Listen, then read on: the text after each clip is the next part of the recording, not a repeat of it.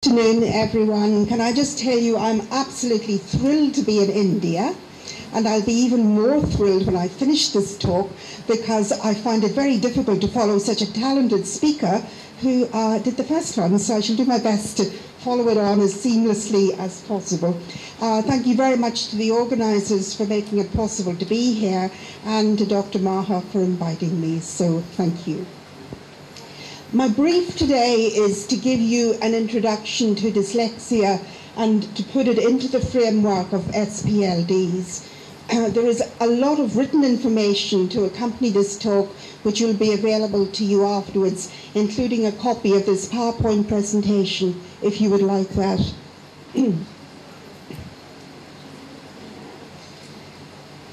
We're very aware, as has been pointed out in the first presentation, that when children come to school and even preschool, there are barriers to learning way beyond those that pertain to dyslexia and specific learning difficulties. So putting it into the context, first of all, there are, of course, extrinsic barriers to learning, which have nothing to do with the children themselves. They may have come from social and cultural backgrounds which really haven't done much to prepare them for school, so they arrive at school totally unready for the world they are about to enter. I can't imagine that this would be true in Mumbai, but certainly it is the case that in England not all schools are excellent schools. There is such a thing as poor teaching, which the government is trying to do something about. So poor teaching is responsible for some of the difficulties that our children encounter. More than just poor teaching, I think it's important to reflect on the fact that if children haven't been consistently through the one schooling system, where I live in England, there's a lot of movement, particularly with army children, so it just may well be the case that they're never in the right place at the right time in order to pick up what they need to know at the right stage in their development. Alongside that, we have intrinsic barriers to learning in and around specific learning difficulties.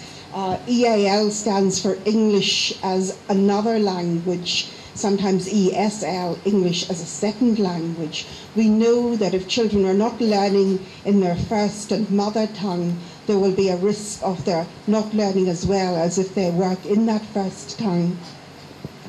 We've been listening to expert talk on the next three items, so I'm not going to do anything more than just invite you to look at difficulties with sensory impairment, medical and developmental progress, emotional and behavioural problems. Now, that's not to say that those difficulties cannot co-occur along with SPLDs. So SPLD may be there and involve those other things as well.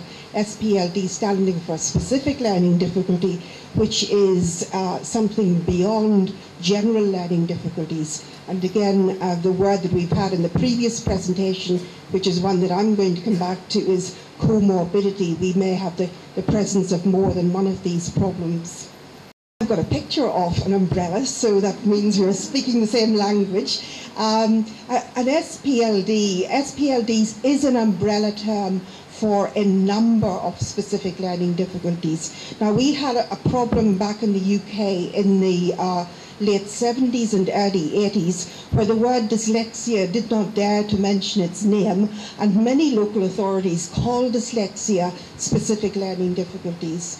But actually, we've now moved on, and we realise it's not necessarily a useful synonym for dyslexia, because, as we've already heard in the previous presentation, there are many other specific learning difficulties as well that may be present in the classroom. And as we've heard, it is actually quite difficult to cope with all these different kinds of things. It isn't my remit to talk about these other ones, although I am going to reflect on dyspraxia for a few moments, because of all the other specific learning difficulties, it's probably the one that overlaps most with dyslexia, so I'm going to say a few words about it. I would like, however, to put in a health warning with regard to diagnosis of ADHD. Certainly it is my experience that in the United Kingdom, as well as in America, there is over-diagnosis of this condition. It's very easy to put a label like ADHD on a child in class who's not paying attention and who's all over the place. But actually, I think we want to look very carefully and check out whether or not attention appears to be perturbed because the thing that the child is trying to attend to is too boring or too challenging or whatever, because we all switch off when the topic becomes something that we're not particularly interested in. And it's just too easy to diagnose ADHD and to prescribe Ritalin when in fact that isn't necessarily the first and obvious thing to do. And I'm glad, Dr. Marker, that you're nodding your head at me. Okay, on to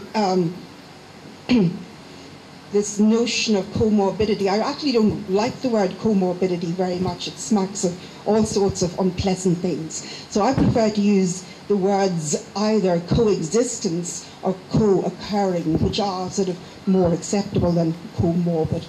Many children have learning difficulties in kind of a mix of those SPLDs that we talked about. Each one has its own specific features, but they can overlap. And as I've said, the word that is currently used in the literature is comorbidity, but I hope it disappears sooner rather than later. I think for the purpose particularly of young children or children in early education, we have to be very cautious about labelling. It can be very hard to label a child, and actually I feel it's only worthwhile labelling a child if it does some good, if it buys us something, if it buys us either understanding of the problem or something to help sort the problem. And I think the challenge for us as educators are the following two important questions way beyond what the actual label is. The first one is, can we actually describe what the problem is? And that doesn't necessarily entail a label, and I'll come back to that presently. And secondly, from this problem, what can I do to help this child either overcome the problem or avoid the problem?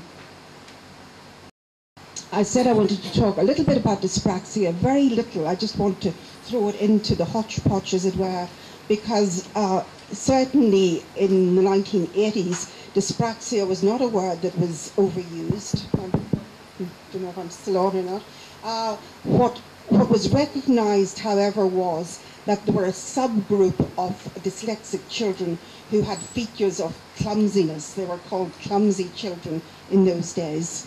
I sort of feel I'm coming and going noise-wise here. Maybe carry on.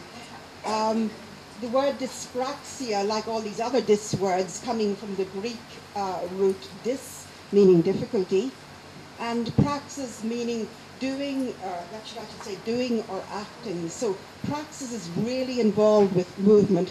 It looks like there's something interesting going on at the left-hand side of the room. Dyspraxia is thus.